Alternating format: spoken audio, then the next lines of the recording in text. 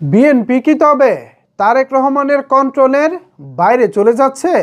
তা না হলে দলের দুজন শীর্ষ নেতার বক্তব্যে জনগণ এভাবে বিভ্রান্তির মধ্যে পড়ে যাবেন কেন? একদিকে দলের মহাসচিব বলতেছেন আওয়ামী লীগ ছাড়া এই নির্বাচনটা তার ভালো লাগতেছে না, আবার অন্যদিকে সালাউদ্দিন আহমেদ বলতেছেন ভিন্ন কথা, তিনি পুরাই এর বিপরীত। আপনারা এখানে দেখতে পাচ্ছেন মির্জা ফখরুল সাহেবের বক্তব্য, নিউজটি ছেপেছে স্টার নিউজ। এখানে মির্জা ফখরুল সাহেব বলতেছে, আগে নৌকা আর ধানের শীষ ছিল, এবার নৌকা নাই। নৌকার কাণ্ডারি সাবেক প্রধানমন্ত্রী শেখ হাসিনা আপনাদের ফেলে ভারতের চলে গেছেন, দিল্লিতে গিয়ে বসে আছেন, আমাদের বিপদে ফেলে চলে গেছেন, থাকলে অন্তত একটা গণতান্ত্রিক ব্যবস্থা চালু থাকতো। মানে মির্জা ফখরুল সাহেবের কথা শুনে বোঝা যায় তিনি এই ইলেকশনে আসলে আওয়ামী লীগকে চাচ্ছিলেন, আওয়ামী লীগকে ছাড়া তার আসলে ভালো লাগছে না।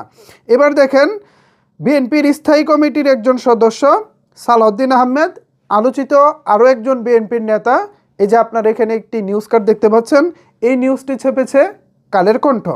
এখানে সালাউদ্দিন আহমেদ বলতেছেন, যারা এখনও আওয়ামী লীগের প্রতি সহানুভূতিশীল তাদের প্রতি অনুরোধ, আপনারা স্বাধীনতাপন্থী শক্তির সঙ্গে থাকুন।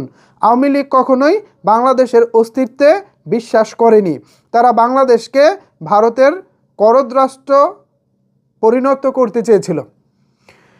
এখন সালাউদ্দিন সাহেব বলতেছে, যারা এখন আওয়ামী লীগের প্রতি সহানুভূতিশীল তাদের প্রতি অনুরোধ, আপনারা স্বাধীনতাপন্থী শক্তির সঙ্গে থাকুন, অর্থাৎ তাদের কাছে অনুরোধ জানাচ্ছে বিএনপির পক্ষে থাকার জন্য। মানে যারা আওয়ামী লীগের প্রতি সহানুভূতিশীল, আওয়ামী লীগকে যারা মিস করতেছে, আওয়ামী লীগকে যারা চাচ্ছে তাদেরকে তিনি কথা বলতেছে।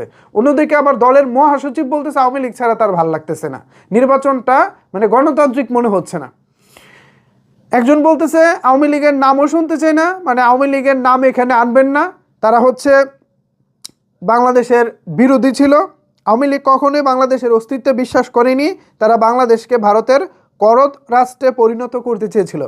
আবার মহাসচিব বলতেছে, আগে নৌকা আর ধানের শীষ ছিল, এবার নৌকা নাই। নৌকার কাণ্ডারি সাবেক প্রধানমন্ত্রী শেখ হাসিনা আপনাদের ফেলে ভারতে চলে গেছেন, দিল্লিতে গিয়ে বসে আছেন, আমাদেরকে বিপদে ফেলে চলে গেছেন, থাকলে অন্তত একটা গণতান্ত্রিক ব্যবস্থা চালু থাকতো। মানে আওয়ামী লীগ থাকলে গণতান্ত্রিক ব্যবস্থাটা চালু থাকতো, এখন কি তবে গণতান্ত্রিক ব্যবস্থাটা নাই? এই যে দুই বড় বড় নেতা দুইজন দুই জায়গা থেকে দুরকম বক্তব্য দিচ্ছেন, এতে করে তো আসলে জনগণ তারেক রহমান এবং বিএনপিকে নিয়ে একটু বিভ্রান্তির মধ্যেই পড়ে গেছে, জনগণ একটু কনফিউশনে পড়ে গেছে। আসলে মানে কি হচ্ছে, বিএনপি আসলে কি চাচ্ছে? দলীয়ভাবে বিএনপির একটা অবস্থানে থাকা উচিত ছিল, হয় আওয়ামী লীগের পক্ষে, না হয় একেবারেই আওয়ামী লীগের বিপক্ষে। কিছু কিছু নেতা আওয়ামী লীগের পক্ষে বলতেছে, আবার কিছু কিছু নেতা বিপক্ষে বলতেছে। আবার দলের যিনি মেন লিডার অর্থাৎ তারেক রহমান, তিনি আওয়ামী লীগের নাম মুখেই নিচ্ছেন না। এখনো পর্যন্ত যেই জায়গায় তিনি সমাবেশ করতেছেন, কোথাও এখনো পর্যন্ত আওয়ামী লীগের নাম মুখে উচ্চারণ পর্যন্ত করেননি।